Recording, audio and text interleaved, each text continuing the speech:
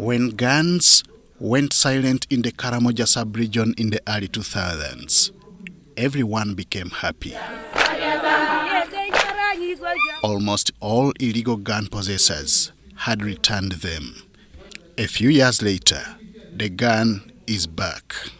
Cattle rustling has returned to Karamoja. The crime is perpetuated by commercialization of cattle rustling.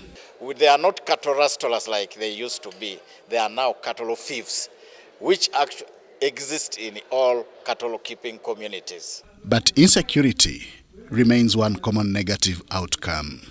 Uganda People's Defense Forces has started operations to restore normalcy. Now 74 guns have been recovered from these aggravated robbers. We call them aggravated robbers because they use guns to rob people's animals. And also you can see that now the roads are really open. Indeed, calm has returned, as attested by Dodoth County Member of Parliament in Kabong District, Samson Lokeris. The UPDF is putting pressure on these guys. It has discouraged those who have been raiding. They are now concentrating, trying to keep the animals, or the animals that have been rounded.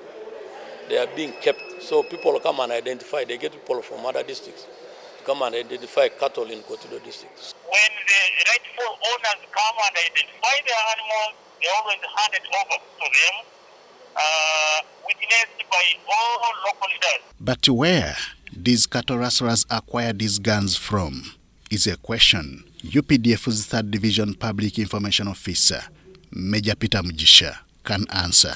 We have to admit that these LDUs, who were recruited to ensure that the security in their villages, have also become a problem. They normally desert with their guns, and when they desert, they go and join their relatives to go and steal animals.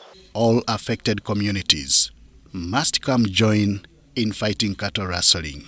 The people of Karamoja and surrounding areas must be assured of peace, because cattle rustling remains a security threat to all people.